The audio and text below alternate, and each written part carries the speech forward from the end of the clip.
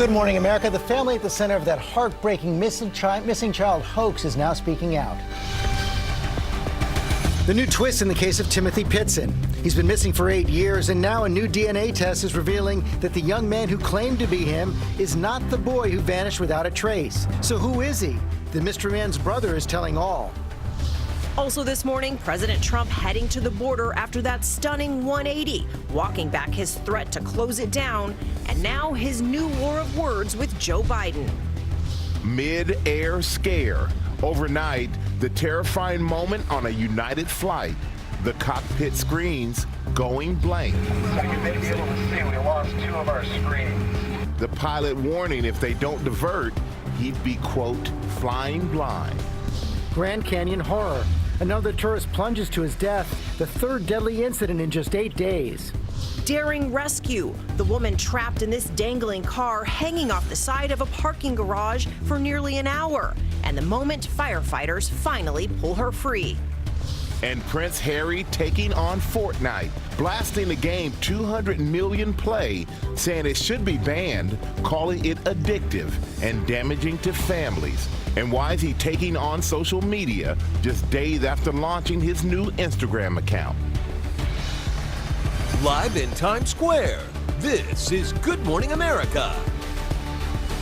And Good Morning America. Hope you all are well this Friday morning. It is a special one right here. Let's take a look right now. Ginger in Argentina, taking us to one of the most beautiful places on the planet. You see it right there, a natural wonder.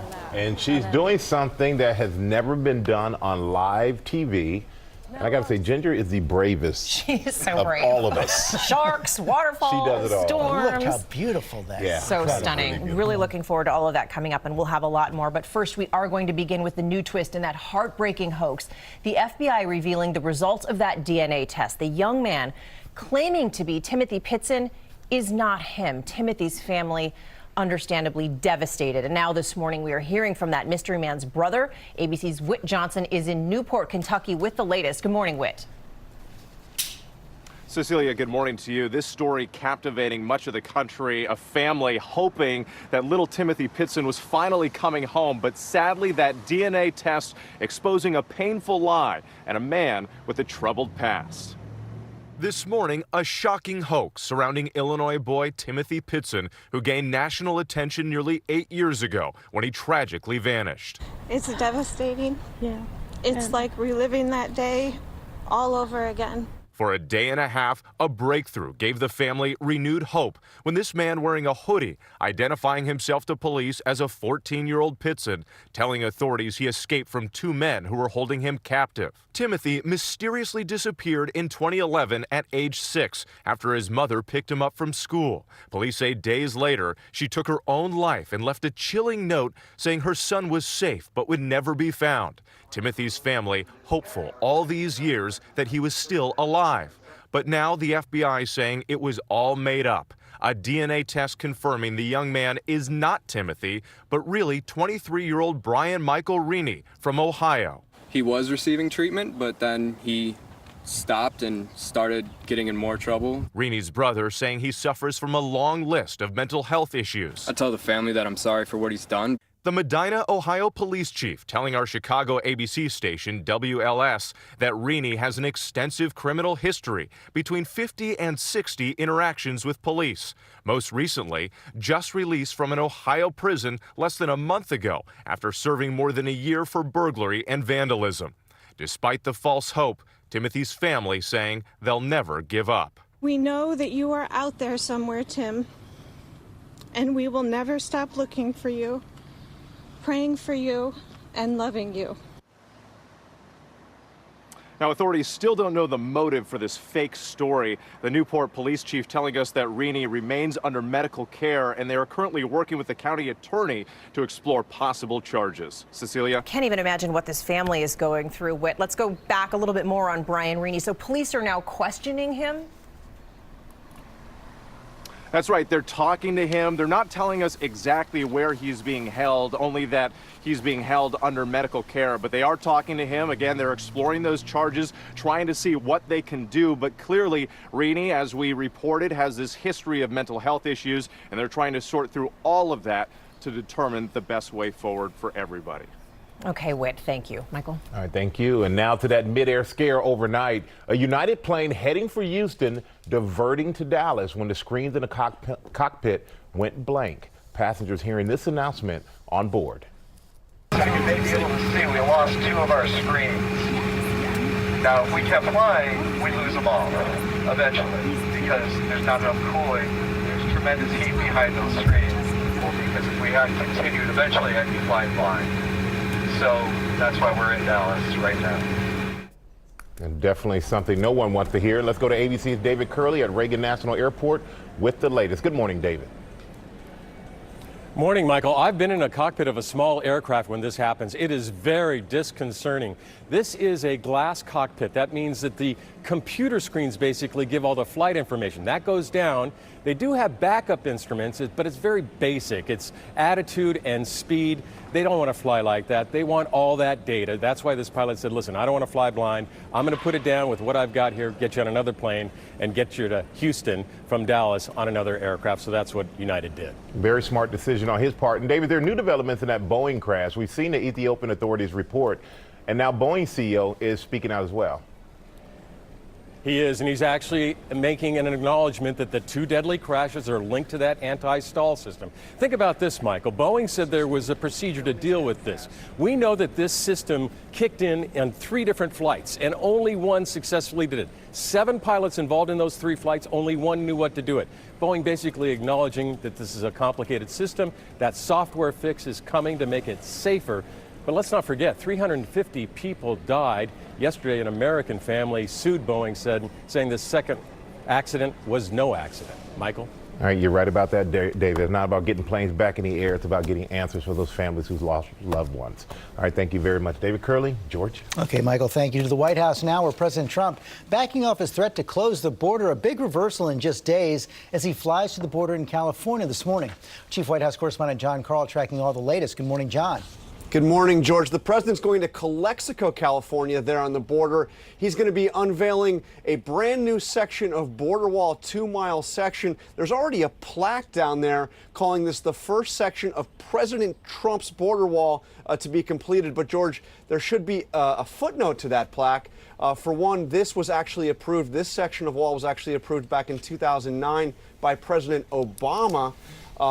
So this is not exactly, and also it replaces some wall that was there previously. So this is not a brand new section of wall, and it actually is something that was ordered by the previous president, not by Donald Trump. Meantime, the president's saying that he's going to keep the border open, at least for now. Just on Sunday, Mick Mulvaney, the White House chief of staff, was telling you on This Week that it would take some kind of dramatic change to prevent the president from closing the border. Doesn't seem to have been dramatic change in the last several days. Doesn't seem to be anything dramatic. There has been some action by the Mexican government, though, George, to make it harder for migrants to cross the southern border on the way to the U.S. border, Mexico's southern border. So there has been some actions by the Mexicans, but there was also intense pressure from Republicans in Congress who warned shutting down that border would have devastating economic consequences. Yeah, across the board. Meantime, the president weighing in to the stories surrounding Joe Biden this week, pretty brazen, given the accusations that have been leveled against the president in the past. Yeah, there's that old saying about don't throw stones if you live in a glass house that apparently is not with the president in mind. You see this kind of childish tweet the president put out about Joe Biden. Biden is responding to that with a tweet of his own saying, I see that you are on the job and presidential as always. Of course, the president's been accused of sexual misconduct by more than a dozen women. He was on tape, obviously, with the Access Hollywood tape during the campaign, bragging about sexual assault. So you would think it would be a fight the president would not want to pick, but he is apparently all in. Now, Biden has his first public appearance today here in Washington, speaking to a labor group, his first appearance since this controversy broke. We will keep an eye on that. John Carl, thanks very much. At the other end of Pennsylvania Avenue, congressional Democrats wrapping up their investigations of President Trump. Let's bring in our senior national correspondent, Terry Moran, for more on that. And Terry, that new demand for President Trump's taxes, both sides are digging in for what could be a very long fight. They sure are, George. Good morning. And it's going to be an important fight, too. Speaker of the House Nancy Pelosi, on behalf of Congress, she issued a threat. She said, turn over the tax returns. We're not walking away just because you say no the first time. Well, President Trump hasn't quite said no, but he sure is sending signals. In the Oval Office yesterday, I asked him about it, and he said, quote, they can talk to my lawyers and to the Attorney General. Now, that answer may indicate the president is preparing to fight on two fronts. First, his own lawyers as a private citizen who has rights just like everyone else. Second, he might be getting the Attorney General involved because he's prepared to mount a constitutional defense, a separation of power defense, Congress harassing the president. Hard to say right now, but for sure, the law is clear. It says the Treasury Secretary shall turn over tax returns when the appropriate congressional authorities ask for them. This is going to the courts. It's a case of first impression. If it gets to the Supreme Court, there are those two Trump appointees, Gorsuch and Kavanaugh, nailing down a conservative majority up there. Yeah, So in fact, stay tuned. that law was written in 1924 in the wake of another presidential scandal, the Teapot Dome scandal. Meantime, they're also seeing the subpoenas coming for the Mueller report, as well as we're expecting perhaps that to come out next week. And Michael Cohen seems to be making a bid to Congress to keep him out of jail for a little while longer. That's exactly what's happening, George. He doesn't want to go to prison, Michael Cohen. Nobody does. He's scheduled to go next month, and he has now sent a letter to several top Democrats in Congress, Democrats only, saying, I have found more documents that might be helpful to the investigation of President Trump. So let me stay out of prison, perhaps get a reduced sentence so I can help with these continuing investigations. We'll see where that goes. Yeah, he's saying it's a case of selective prosecution. Terry Moran, thanks very much. Cecilia? Okay, George, we're going to turn now to the latest on that race to rescue the American woman kidnapped while on safari. The American embassy in Uganda is now issuing a warning for tourists as authorities in Uganda are expanding the search zone. ABC's Ian Pannell is on the ground there in Queen Elizabeth National Park with more. Good morning, Ian. Yeah, good morning, Cecilia. This is the area where the American tourist and her driver were abducted almost 3 days ago now. Ugandan police have told us we can't get any closer to the site, and that's because this massive manhunt is now starting to gather pace. This morning, Ugandan authorities in a desperate race against time. Their search now stretching beyond Queen Elizabeth National Park as they try to find and free 35-year-old American tourist Kimberly Sue Endicott and her safari guide, driver Jean-Paul Mirenge Remezo. Endicott, seen here in photos from her Instagram page, had been travelling in Uganda for days, at times accompanied by an armed guard.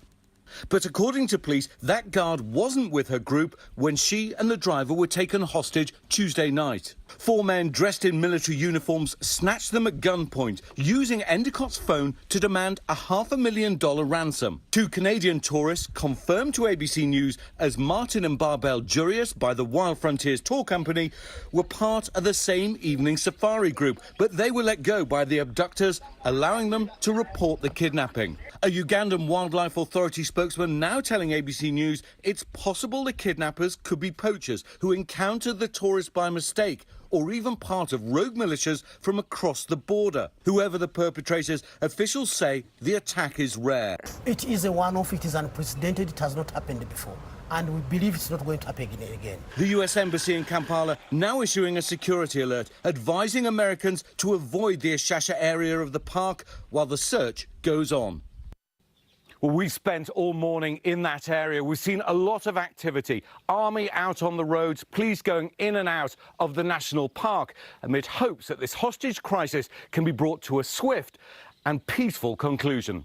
Cecilia. We're sure hoping so. Okay, Ian, thank you. We're also going to turn now to a disturbing new incident at the Grand Canyon. A third person there has died in just the last 8 days, falling to his death. The park's helicopter and rescue team recovering the body of a 67-year-old man. An investigation is underway, and the Grand Canyon National Park staff is asking all visitors to stay on designated trails and walkways and to keep a safe distance from the edge of the rim. Michael. All right, thank you, Cecilia. And now to Prince Harry, who's taking on Fortnite. The father-to-be is slamming the usually popular game, saying it can damage kids and hurt families, essentially calling for it to be banned.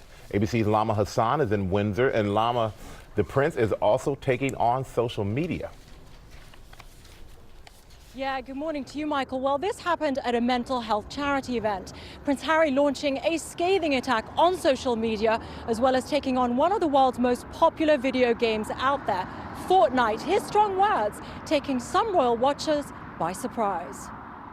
This morning, a royal battle between Prince Harry and popular Fortnite, the battle royale game with over 200 million users worldwide, and social media. This just days after he and Meghan's new Sussex Royal Instagram account broke a Guinness World Record, amassing followers. The prince calling social media, quote, more addictive than alcohol and drugs. While at a YMCA in London, the prince took direct aim at Fortnite, saying that game shouldn't be allowed. Where is the benefit of having it in your household? And it's created to addict, an addiction to keep you in front of a computer for as long as possible. It's so irresponsible. It's like waiting for the damage to be done and kids turning up on your doorsteps and families being broken down. His latest comments were made at an event sponsored by Heads Together, the mental health initiative spearheaded by Harry, Prince William, and Duchess Kate and Duchess Meghan. Prince Harry saying this on his Instagram about mental health.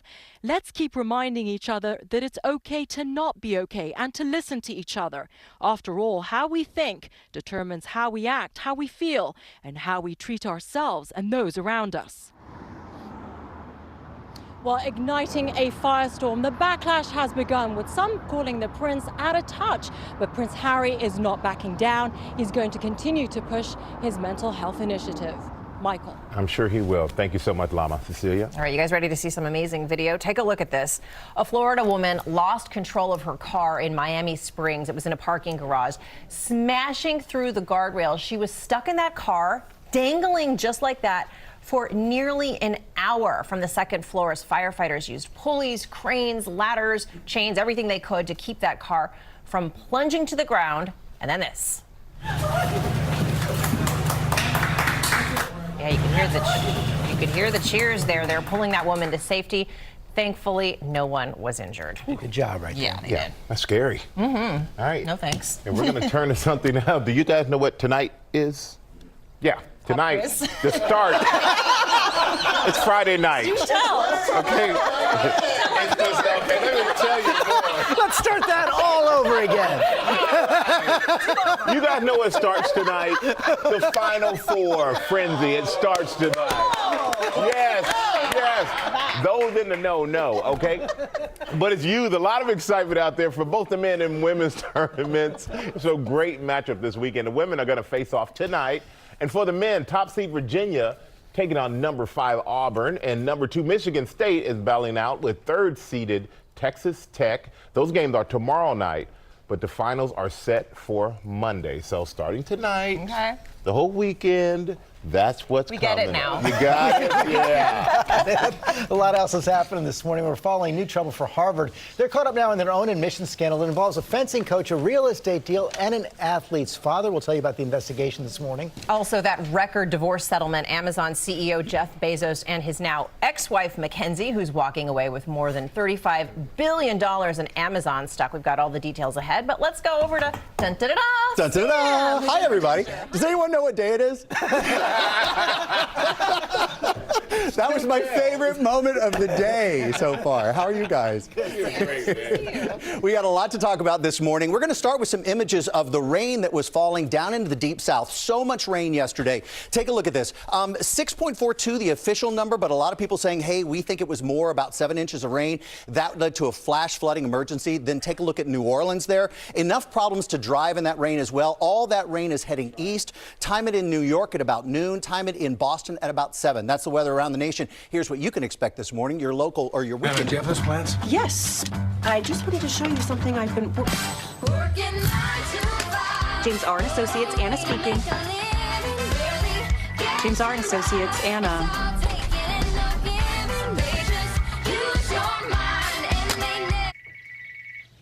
Baker Architects, this is Anna Baker. At Northwestern Mutual, this is what our version of financial planning looks like. Tomorrow is important, but you're ready to bet on yourself today. Find an advisor at northwesternmutual.com. Expect wet weather today for your morning rush, for your afternoon rush. So, yeah, heading to the Washington Auto Show, it's going to be a little nasty today, but better weather for this upcoming weekend. All the activities lower to mid-70s with clouds on the bookends of the weekend, especially early Saturday and then late Sunday. In fact, late Sunday, there could be some showers returning to the area during the late afternoon and evening hours. Meanwhile, on Monday, the high close to 80 degrees with the potential of not just rain, but a few afternoon thunderstorms. Needles, essential for the cactus, but maybe not for people with rheumatoid arthritis. Because there are options, like an unjection. Xeljanz XR, a once-daily pill for adults with moderate to severe RA for whom method